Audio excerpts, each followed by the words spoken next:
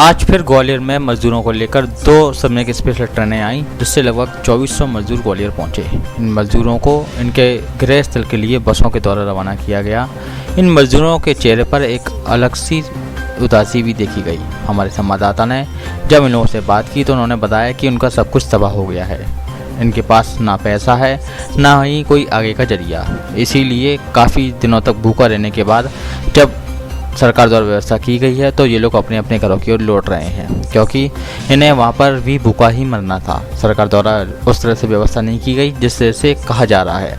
वहीं कई लोग काफ़ी परेशान भी नजर आए। कई जगह छोटे छोटे बच्चे थे और उनके पास ना खाने के लिए कुछ सामान था, ना और कोई सामग्री, और वे पैदल चलते हुए भी कई जगह तक पहुँचे और उसके बाद वे ट्रेन तक पहुँच पाए हैं। हमारे संवाददाता ने इसी पूरे वाक़ये को अपने कैमरे में कैद किया कि किस तरह से इन लोगों की परेशानी आगे बढ़ी है।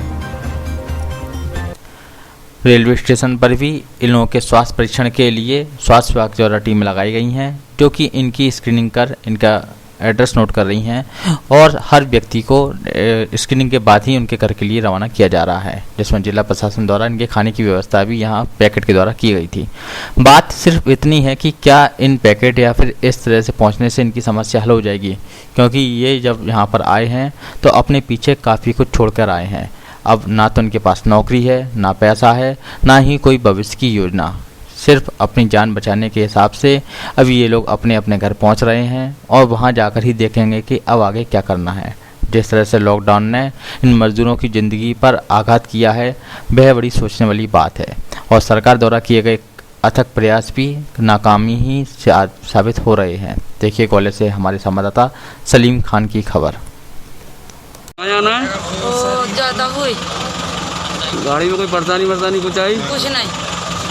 अच्छा, से फंसे हुए थे वहाँ 50 दिन में। तो कंपनी ने निकाल दिया, क्या कहते हैं?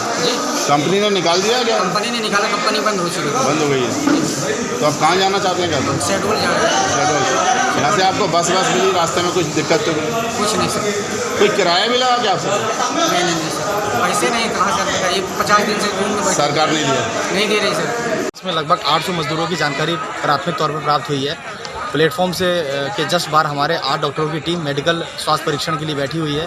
उसमें श्रमिकों के स्वास्थ्य परीक्षण के उपरांत उनके संबंधित जिलों की बस में बैठा के रवाना किया जा रहा है। सर जी कहाँ के? मुख्य रूप से हम लोगों ने जो बसें आरटीओ के माध्यम से लगवाई थी वो भिंड, दतिया, मुरैना और ग्वालियर जिले की थी, लेकिन जैसे कि अभी श्रमिक उतर रहे हैं तो उसमें से कुछ सागर, शहडोल और टीकमगढ़ के भी हैं। जैसे जैसे जिस जिले के लोग आते रहेंगे उनको उसी जिले की एक नई बस में बैठाकर ट्रेनों के आने की कोई संभावना? इसके पश्चात 2 ट्रेनें की और जानकारी प्राप्त हुई है।